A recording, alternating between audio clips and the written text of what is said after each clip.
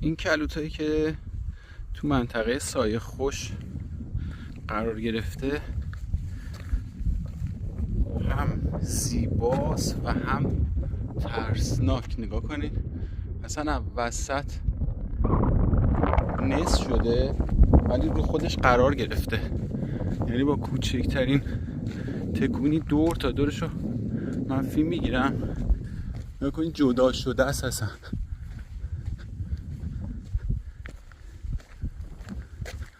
خیلی پدیده عجیبیه. و یه چیز دیگه هم که اینجا هست نگاه بکنین، یه سوراخی هست اینجا که ازش حالا آب میاد، اون راه آب از بالاش احتمالاً که بارون و اینا بارندگی میشه آب از